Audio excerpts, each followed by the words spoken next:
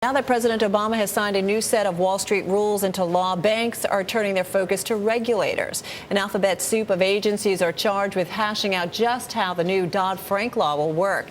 For its part, the CFTC, or Commodity Futures Trading Commission, has drummed up 30 teams to write new rules for the $615 trillion derivatives market.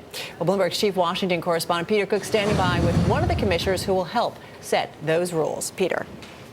Carol, thanks very much. I'm joined by CFTC Commissioner Bart Chilton. One of those people who's going to have to do the heavy lifting on all these rulemakings. First of all, thanks for the time. I appreciate it.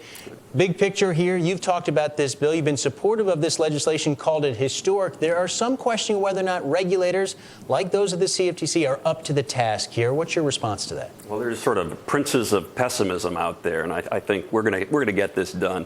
It's not like this bill came out of the blue. There was a bill that passed the House in 2008, and then President Obama sort of laid down his mark a year ago. And so we've been following this for a long time. Literally every word our staff has been looking at. So we're going to be able to get it done and get it done well and on time. All right, let me ask you about the biggest component to this, regulation of the over-the-counter derivatives market. First time ever that's happened. You've got several rulemakings in this area. At the end of the day, how much of the derivatives market is truly going to be cleared and brought on exchanges for everyone to see those trades? How much of it is going to be still in the dark? Well, all of it's going to be either on exchange or reported to us. This is a huge market, $600 trillion, Peter, and we currently regulate $5 trillion. That's in annual trading. So this is a monolithic task to get at it, but we're going to be able to do it, and we're going to bring transparency to these dark markets. There are still people out there who think there are too many loopholes here. There are going to be exemptions for non-standard derivative contracts, and that a large swath of this business is still not going to be viewed in the same way. Again, can you give us a sense between standard and non-standard, how much of that business is going to be exempt?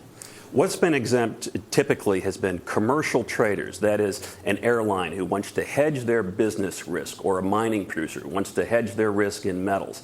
And those make sense, I think, for some exemptions.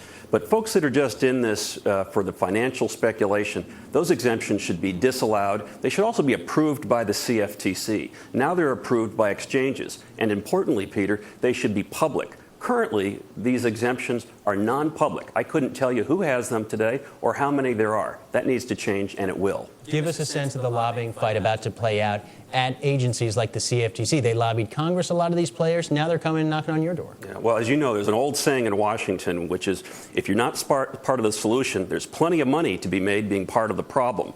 But we're not going to let that happen. We're going to ensure that the lobbyists have their voice, but we're going to get on with the business that Congress instructed us to do, and that's bringing transparency to these markets, making them more efficient, effective, devoid of fraud, abuse, and importantly, manipulation. The calendar year, get about a year to put a lot of these rules in place. Is that too ambitious? Can you meet that? We can meet it. We will meet it. Congress gave us sort of the railroad tracks to go forward. We're going to put trains on it and move down the road. For those who suggest maybe these rules go too far, you're going to drive this business overseas. Do you think that's a real risk? I think it's something we need to be cautious of, but I'm not concerned about market migration as long as we are sort of balanced in our approach, and I think we will be. What about position limits? So much focus on the derivative side of this business, but within here, the CFTC now has new power to oversee oil and gas traders, for example. Absolutely. Not only oil and gas, but importantly metals and the agriculture. So all commodities of finite supply, something that we can actually run out of in the country. We have 180 days, so maybe it was 173 days as of today to get this done. That's important because all too often the largest of the large institutions have a significant concentration, and that can contort markets. So we're going to stop that. All right, some tough decisions ahead for the CFTC. For Bart Chilton, thanks very much for joining us. Carol, they're looking perhaps to double their staff at the CFTC, so something to watch in the weeks ahead.